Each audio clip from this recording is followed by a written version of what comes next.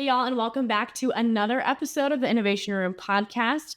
I am one of your hosts, Tori Holman. I'm joined by my amazing co-host, Rhiannon Huff. And today we're really diving into a crucial, inspiring topic, the role and impact of women in the facility maintenance industry. And so, Rhiannon, what are you excited about? Good to be here, as usual.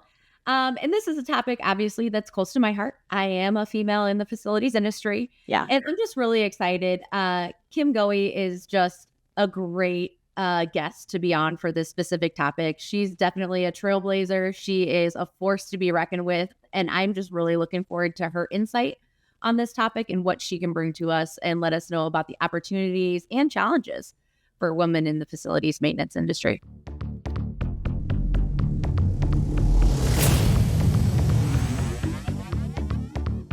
Well, y'all, before we bring in our guests, don't forget to like, share, and subscribe to our channel for more amazing discussions about all things related to facility maintenance, signage, and just other industry best practices and tips and tricks.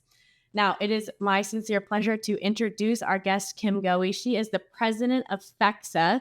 She's just going to have some great insights for us on the facility maintenance space. Her professional journey actually began in the world of retail management, and she made some pretty amazing contributions to organizations like the Virgin Group, Anthropologie, which is a personal fashion favorite of mine, and Pure One Imports. And then she spent about a decade at the helm of operations for Reading International. And while she was there, she played a really key role in a merger and acquisition that they had with Tatum. And then after that, she founded the Goey Group, which is a consulting group that focuses on just really driving business initiatives through growth and organization and innovation. And now she obviously is with FEXA. So we are so excited to have her on with us today.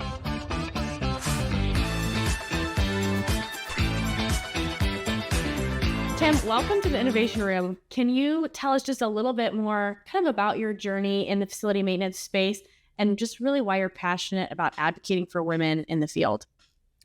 I'd love to. And my pleasure. Thanks for inviting me to join y'all today.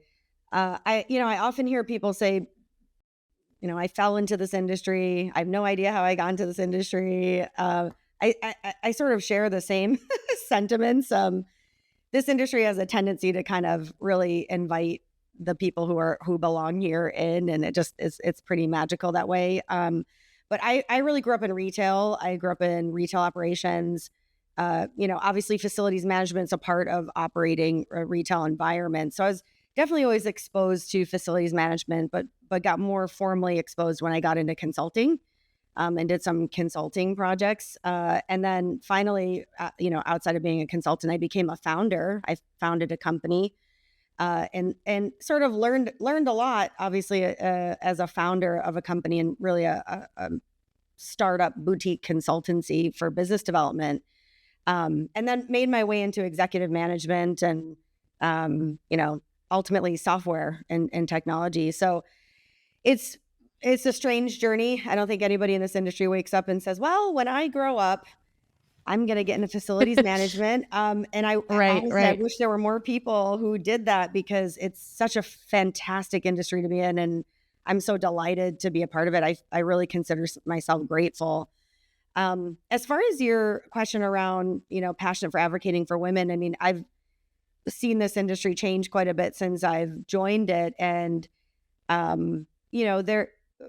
first of all, regardless of whether you see them forward facing and a lot of leadership and executive roles, because really there aren't so many of those in our industry still to this day, you definitely know they're the backbone of the industry. They're behind the scenes. They're processing things. They're pushing things forward. They're problem solving. They're finding solutions to these problems. So they're such a big part already. And I think the reason why I'm passionate is I'd love to see more women step forward into leadership roles and really make an impact on our industry.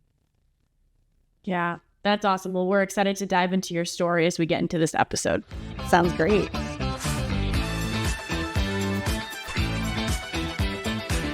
And I completely agree, with you in regards to, did I ever think that I was going to be in this industry? Absolutely not. And it's definitely, especially when I first started, male driven. And I think that's something, when you think of maintenance or fixing things. I don't know if it's just the nature of how you go. It is more male driven. But in terms of like the evolution in gender diversity, how have you seen that evolve since, you started versus to where you're at now? I mean, it definitely has evolved. So I do have to really acknowledge the industry for embracing the importance of not only women and gender diversity, but diversity in general. Just, different backgrounds, different experiences, right? It's been really exciting to see. And I think, so I really started my journey in this industry maybe 10, 12 years ago, in this industry in particular, in true facilities management. And I think, early days, I was one of the few women on the trade show floor. And back in those days, and this wasn't that long ago, it feels strange to say this, but back in those days, I would go onto a trade show floor and I would see women being used as carrots in a trade show booth, maybe scantily clad or dressed very provocatively. And I mean, honestly, I was sort of surprised, I guess not so surprised to your point, Rhiannon, about the industry we're in. We think about turning wrenches, we think about technicians on roofs, we think, so you think about facilities maintenance, you generally think about men. And so I guess it shouldn't have been so surprising, but it was almost uncomfortable to be in an environment where, women were sort of being tokenized in that fashion. And I also think it's not just because of the type of industry we're in, but it's also because our industry, and for so many good reasons even, our industry hasn't necessarily evolved itself. Despite the way, and I actually just had a customer say this to me recently, despite the fact that we are constantly innovating with technology, and obviously that's a really close part to my heart. But outside of that, outside of technology and AI and a lot of the new tools and techniques that we're using, the process of managing facilities really hasn't changed too much. The idea of compliance, that really hasn't changed too much. The idea of cost management, budget management, asset lifecycle. I mean, asset lifecycle, I swear it's Groundhog Day every time I attend a roundtable. Like, yeah, we were talking about asset lifecycle 20 years ago still, and it's still a hot topic, lo and behold. So, I think back to your question around, how we've seen women and genders evolve in this industry. I do think it's become more embraced. You can now more visually see it. If you go onto a trade show floor, attend an event, attend a webinar, you're going to see people that maybe talk differently than you, look differently than you, have, different experiences, might be different ages. And I'll tell you a short story just because I think it's one of my favorite stories, and I may have even said it on to you, Rhiannon, or in some other forum, because it is one of my favorite stories to share. I was a part of founding a DE&I committee at a industry association called Connects FM, used to be known as Prism, and I was a part of the DE&I committee there and one of the founding chairs. And it was so exciting just to see the industry sort of formally take a step and, hey, let's formalize a group where we can really embrace diversity and try to drive diversity, because we also know that's the future of our industry, right? I mean, in order to keep our industry relevant and alive. And we hosted this event to get people together in the industry, as kind of a networking event. And we had bingo cards. And on the bingo cards, the different squares on the bingo cards were: find someone who speaks a different language, find someone who is from a different place, find someone who, might celebrate a certain holiday that you don't celebrate. Find someone who's older than you, and the one square that really resonated with me was find someone who has an invisible disability. And just from those types of discussions and conversations and opening the dialogue around how we're different, that specific square to me allowed me to be able to publicly say to someone, I have anxiety. That's an invisible disability. It's something that affects me, and probably not one person around me would say, oh, I know Kim, she's anxious. I don't present myself as anxious. It's really something that I've dealt with secretly. It's like an invisible disability. And so that started a journey of me really facing and becoming more outspoken about how we may have anxiety, we might have learning disabilities, we might have different ways of processing information, we might have ADHD, we might have all of these different types of things. And now that I talk about it more publicly, I found that's more embraced. So I almost feel like the evolving that you mentioned, Rhiannon, is, again, not just with gender, but generally speaking with diversity, has been because we've opened discussions. We've made it safe to talk about. We've, hosting a podcast about women in facilities. That's not only widely accepted, it's embraced. It's welcomed. It's sought after.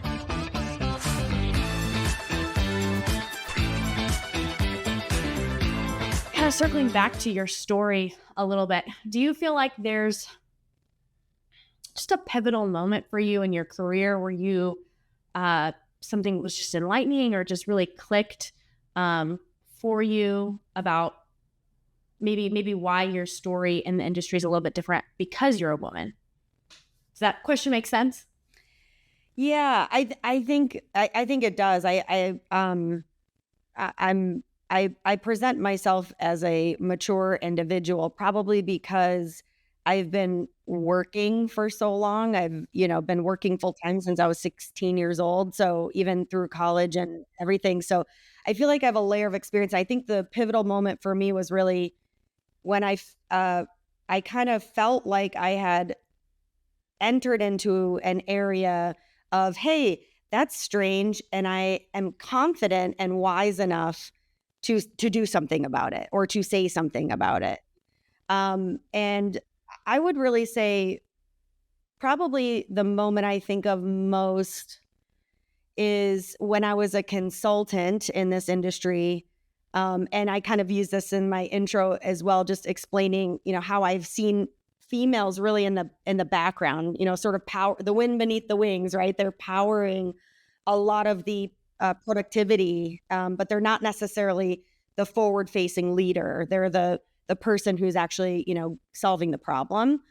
I saw a lot of, and obviously I won't name names, but I saw a lot of lack of empathy just in general with this organization and a lot of the stakeholders, including the vendors that they would use. They had customers and they had vendors, right? And the level of the lack of empathy and understanding and alignment and just the sheer miss of how will we solve this together? How are we going to partner together? It's in both of our best interest.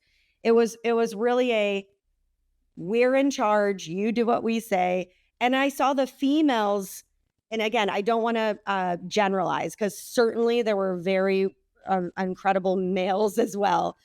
But the most memorable, yes, that's right. There was that disconnect where the most memorable females for me were the ones who stepped up and really found those mutually beneficial solutions. They really, balanced that, combination of culture and partnership with performance and getting it done, and they had, they, speaking in this particular instance, there was a care that existed that I just, didn't see in a lot of the leadership in general, which was predominantly male driven. I think it was almost all male driven, to the care of, beneath the surface and the lower levels of the people who are actually on the front lines. And really, it kind of led me to believe and understand that if not for those people, that business would be failing.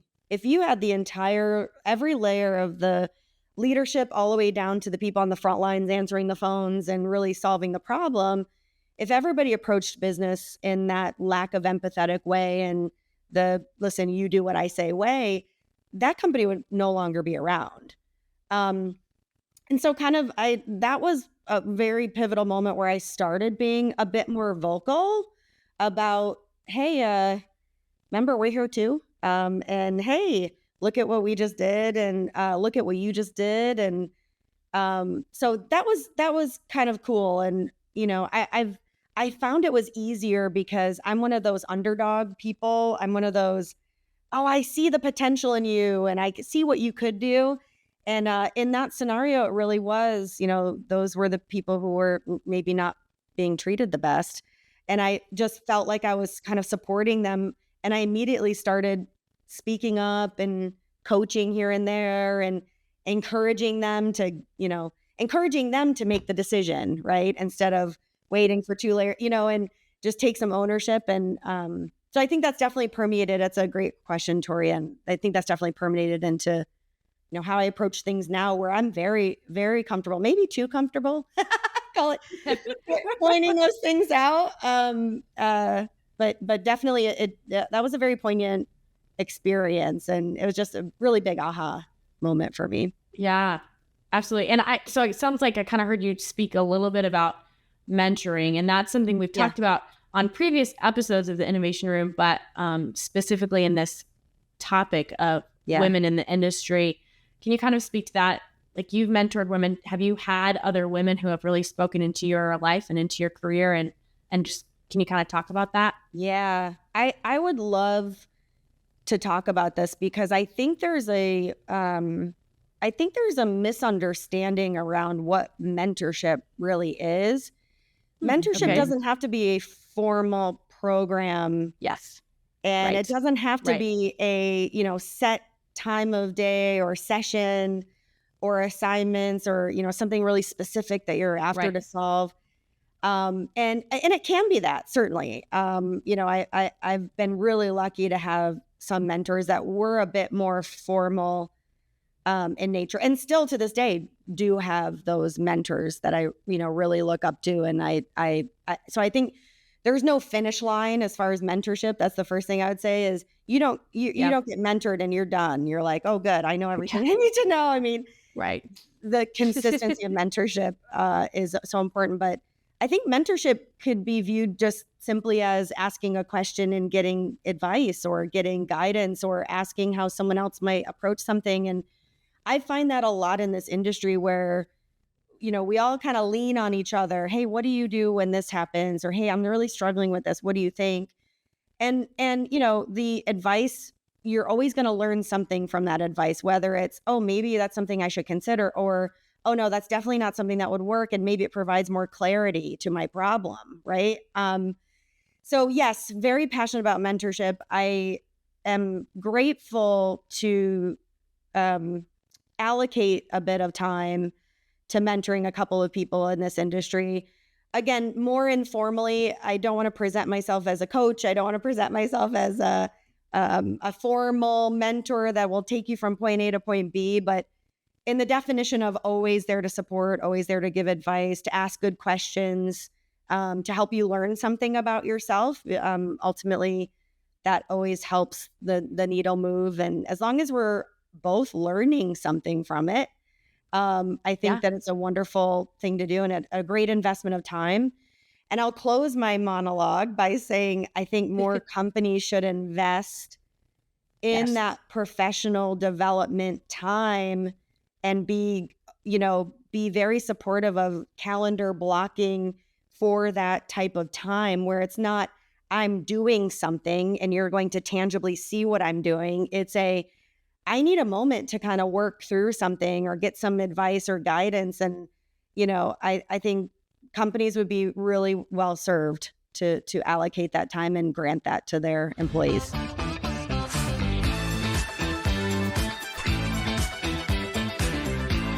I'm going to go ahead and dive into topic 2. And what we're going to talk about now is just the importance of women's perspectives in this facility. And I know they're crucial. I know, Kim, you are definitely a force of nature in this industry. And you had just talked in the past about mentorship and how, and I remember, first meeting you, you have a presence. And I think something about you that is great is that you're just open and approachable. And I find that, we run into women all the time in this industry, like we talked about, that it's involved and they have unique insights. What do you think specifically that women have brought to this industry regarding their insights that traditionally this was such a male dominated industry? I mean, how much time do we have? Yeah, fair, That's fair. between funny. But I think just the ability to juggle multiple things without being overwhelmed. And I wouldn't suggest that we don't get overwhelmed, because we absolutely get overwhelmed sometimes. But so the ability to multitask, the ability to problem solve, candidly, I think that's a good and a bad thing, because I think we problem solve very succinctly, and we're used to facing problems and solving problems, whether it be in our professional worlds, but also in our personal worlds. And we're usually sort of the rock and the foundation for many people in our family. But I also think that's probably a bad thing, because we always jump to problem solving. We're always like, oh, I got an answer for that. And sometimes it's a little hard to take a minute to be like, oh, wait a second. Do I really need to solve this problem? Should I be waiting on this problem? But I mean, in this industry in particular, I mean, what are we hired to do? I always like to say, the master problem solvers. We are the most resourceful people you will ever meet in facilities management, and you will be shocked at how swiftly we can not only solve a problem, but we will be on to the next. It is head spinning fast. So I think that's another really unique trait and talent that we bring. I think just one more to add. I think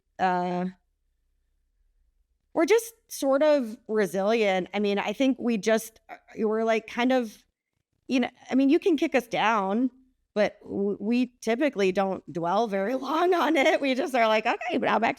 And I think that's probably, again, speaks volumes into why women are so important in this industry, because this is, dare I open the can of worms on how thankless this industry is, and how we're constantly having to prove ourselves. We're constantly have to we're a cost center, right? So, I think the resilience that women exude, being the foundation that everybody looks to, I think is so important to this industry. And really, we kind of keep the industry on its head by that type of resilience and persistence that we constantly demonstrate. So I could probably say so much more, Rhiannon. Oh yeah.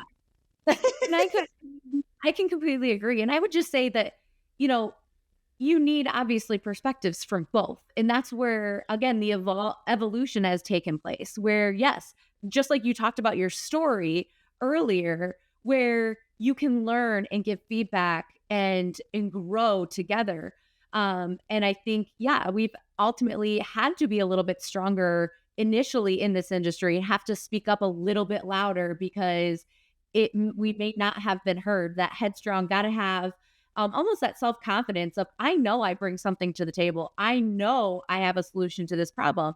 And I think that it's completely right that we're the chaos coordinators. I mean, whether it be professionally or personally, who comes to us when things are, in the house? We're the chaos coordinators, whether it's everybody's schedules or, kids soccer, or it's whatever it is, A to Z, it's we're the chaos coordinators.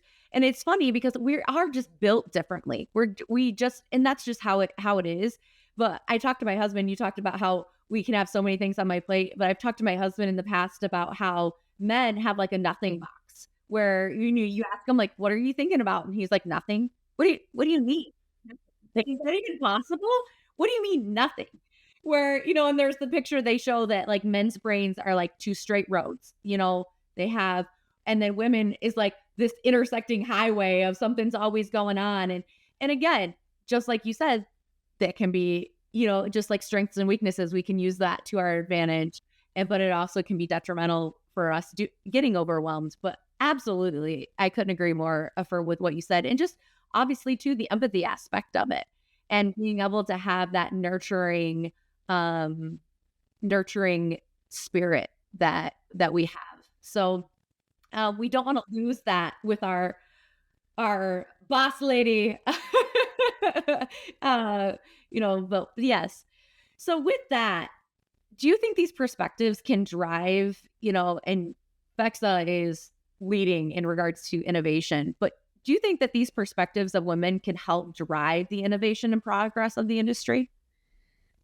Yeah. I mean, how could it not, right? I think just going back to what you said, Rhiannon, and I'll kind of connect the dots to this question too. It's, there was a period of time when I remember, and even now, I see women try to emulate what they think a women leader, like you mentioned, the boss lady kind of persona.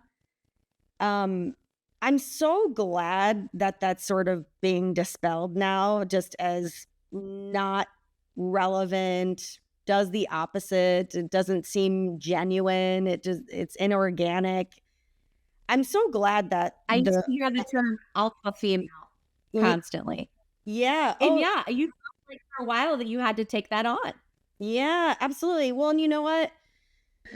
There's a way to be an alpha female that still is very plugged into the benefit of the people around her, and leads in a very, empathetic, radical candor way, and doesn't lead with the fear. I think I've seen a lot of that, sort of the older school female leaders who, they've kind of learned bad habits from some of their leaders. And thankfully, all leadership is evolving into more of this leadership style, this leadership style of trust and not of fear, right? And empathy. And there's so many women leading the way.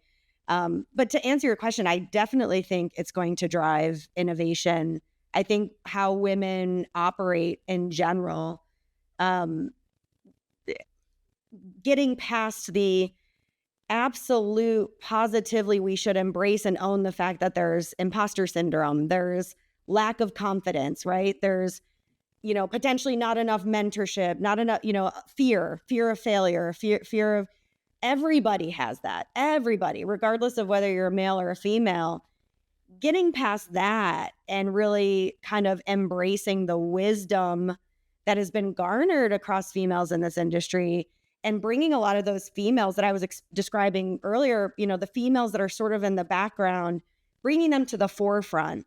I think that's where we'll see the most innovation in our industry. I think it's the perfect combination of risk-taking, but also thoughtful approach. And it's that combination of performance where we're seeing the needle move. You mentioned the trade shortage, Rhiannon, and oh my goodness, this is something everybody in our industry should be losing sleep over right now. And, obviously there's so many creative ways to do that. And I think women in particular have a really thoughtful approach. And these are humans that are being brought into a fold that they're not familiar with, right? We're recruiting people outside of our industry, male, female, very diverse backgrounds, to join our industry. And I think females are the ones to lead that charge, because they do have that ability and that innate understanding of to lead in a very inspirational, visionary type way, in a, hey, we can all win here. Hey, let's make sure we're all feeling good about this, right? Versus, leading with fear, leading with a, cutthroat kind of mentality. And by the way, I'm not suggesting men always lead that way either, but so yeah, I definitely think there's a lot that can be done. I'd love to see more female CEOs. I'd love to see more female founders. I'd love to see more female, heads of operations. It's funny, we actually see quite a bit of females in HR and marketing, right? Because we are talking about humans there. We're talking about how can they relate with your audience. And women are really great at that. But imagine taking those skills and putting it into the C-suite and putting it into the leadership. That would make a huge impact across our industry. Yeah. And I can't think of the statistic right off the top of my head, but I want to say that it's in maybe Fortune 500 companies where initiatives that involve mentoring, sustainability, like kind of some of the things that you had touched on earlier, Kim, that bring empathy and compassion into our sphere of consideration of how do we operate our business. 9 times out of 10, those are are driven by women. And men and women have different kind of innate giftings, and we should acknowledge, celebrate, utilize those gifts to the best of their ability. But how do we take the gifts that women just bring to the table and use them in ways that serve everyone? Because men need empathy too, right? Women need it. Everybody needs it. Everybody needs to benefit from those gifts. So we're not just, there's facts that back that up, y'all. There's facts. Oh, yeah. Well, and something that North American does, where I would say historically is, not necessarily true across, all companies, or North American is very focused on, now we're a family run business for over 100, almost 100 years. But they focus really truly on the home life is important, just as important to us as it is to you. Because if your home life is, that's most important. And then work and looking at that and being able to, as a woman say, okay, they care about what's going on at home. They care about, and having that empathy and that availability as a woman, as a mom, as, that my company looks at that as that's important to me, that, and to everybody, and everybody benefits, that it's one less thing that I have to worry about. So if something happens at home, I know I can take care of that and keep on going. So it's really unique. And I think, again, that's something that can evolve even more. And just letting, and I think that where that home life balance as, because again, in the past, we're talking way back, it used to be moms stay home, the women stay home with the kids and the men work. That's when you saw a lot of overwork. That's all they do, workaholics, and not having that balance and having that complete separate. And now, the fact that we can do both and we can move forward and be successful in both, and that we have companies that are allowing that and making that a priority, is so encouraging moving forward. Super encouraging. So, I'd be curious, do you see, so North American Signs, it's awesome that that's a part of the fabric, and they're creating a safe space for you, and they're supportive of you being a human outside of just you being a performer and delivering results. So, I think that's amazing. Do you see a lot of that in our industry as a whole? Like let's just say a lot of the maintenance companies. Do you see that change being made? Well, I think there definitely is. There was a distinct shift to when COVID happened, and you have a lot of people working from home, and how that's also affected. Yeah. I guess the work-life balance too. For me, I can throw something in the crock pot while I'm sitting right here and not have to worry about it. It's ready. I don't have the drive to and from work. So I think that's kind of twofold. I think that does make a huge difference. But yeah, I hope that people are more in the direction. I know you see other companies that have, longer, not only maternity leaves, but paternity leaves, things along those lines. But even in the past, before, when we worked at the office, if a kid was sick or there was a school program or something along those lines, it was just ingrained into our culture. And we knew that from up front, that you let us know when that's something like that is going on, because we will make it work. And the thing is what it also in turn gives is it makes me want to give back to my company more, because I know, again, they don't just care about that productivity. Yeah, that's obviously top of the line. But when you give to your employees like that and know what's important to them, you ultimately, and as a leader myself, I've tried to embrace that culture with my team. And knowing that what is important to them is also important to me, and whether we all have to step in as a team. And that's when you, again, have that team atmosphere, and having people step in and say, hey, you got this going on tonight. One of my employees is in place quite frequently. So just, you got that going on tonight. Somebody else, whether it be me or somebody else, will take on call tonight. You go ahead and do your play. And again, just making that culture of the importance. And I have to say that, yeah, that's generally more initially that human aspect that women driven need initially. Yeah. Yeah. And I think so everybody's jumping in though. I mean, I think Yeah. that's one of those things that it benefits everybody. It benefits anybody to see that you're cared about, just like we talk about constantly. A happy Yeah. employee is a good employee, is what I always say. So Yeah. Which, Kim, to reflect that question back to you, do you feel like you're seeing it shifting at all in the industry?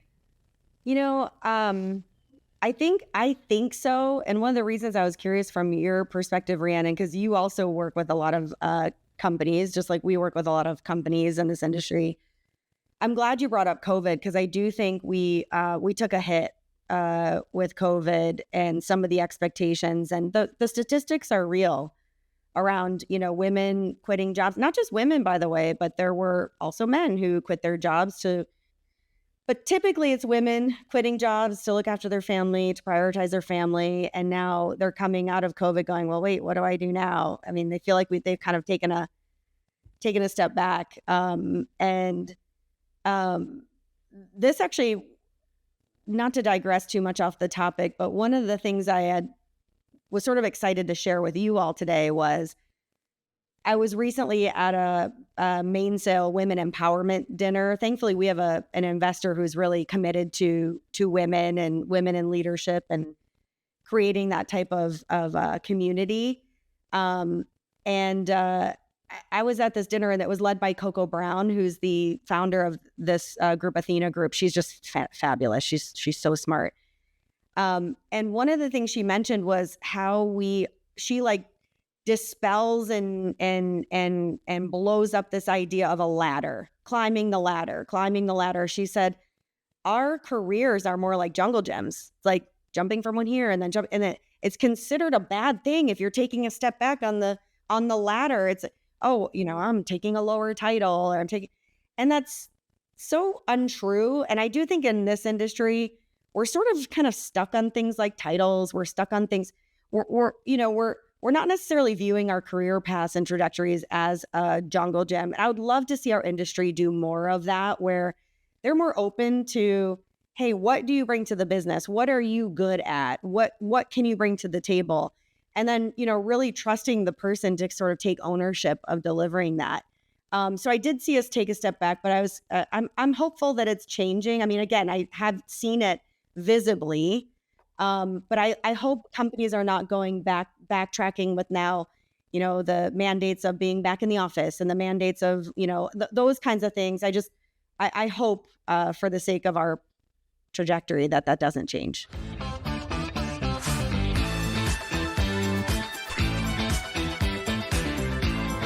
So, Kim, we've talked a lot about kind of the challenges that women are facing in the industry. And so if you had to give a couple pieces of advice to women just kind of starting their careers in facility maintenance or looking to advance, what would you say to them? So I have so many like little nuggets of wisdom that I always try to remember, and I'll often share along the way if I'm hearing something, because I've always appreciated people sharing their little nuggets of wisdom as well. I would say first and foremost, get comfortable with the answer no, because as soon as you get comfortable with that, you're not afraid to ask. And the more you can view the answer of no as, well, I've learned something from that no. What have I learned? Instead of, oh, that was a no and I've failed, then, the better. I would say something my mom always shared with me, leap and the net will appear. I think just be comfortable with risk. Be comfortable with taking risks. You don't get to where you want to go without taking that risk. And then finally, one of my favorites, and actually sometimes I sing this song in my head because this is something that I struggle with the most, because we're so emotionally connected as women, and because we're so committed and loyal and caring and all the qualities that make us so awesome. And we've talked about all those awesome qualities. Oftentimes we have trouble knowing when to hold them, knowing when to fold them, knowing when to walk away, and knowing when to run. Because we really get emotionally invested and we care, sometimes it's hard for us to see the forest through the trees, right? And seeing big picture of when someone you're working with or someone who's working for you isn't the best fit, or when you should see, the what's possible and, versus like what's happening today, and when you should really decide or make those harder decisions. And maybe it's just me. I could be speaking for women who are like, no, I'd never have that problem. But I tend to have a problem of sort of being too supportive and holding on too long and saying, I want you to make it. And I want to cheerlead you. But oftentimes making those decisions swifter, it helps both parties, right? It helps the other person learn and understand and adapt. And it kind of allows us the freedom, the people who are making the decision, the freedom to move on and to adapt and make those other decisions. So that's a piece of advice, I think. And I don't know, Rhiannon and Tori, if you share the same struggle of knowing when to hold them, know when to fold them, know when to walk away, know when to run. But that is definitely probably a really good piece of advice. Absolutely. Just the honesty and the second guessing sometimes of yourself. And yeah, you want to make the right decision. You want to do the right thing, both for you and the others involved. So I think that's a great piece of advice. And before we close, I just want to thank you for being such a good, great cheerleader in this industry and mentor for a lot of females that are there. And I've learned a lot from you myself. And I just want to thank you for your time today. And we just really appreciate it. Thank you. Yeah, it's sincerely my Kim. Yeah. pleasure.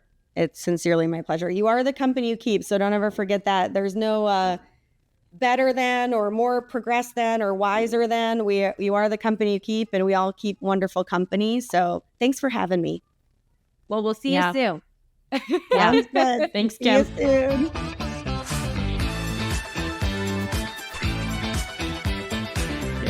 Well, we want to just thank Kim for joining us today and for sharing her truly, truly invaluable insights.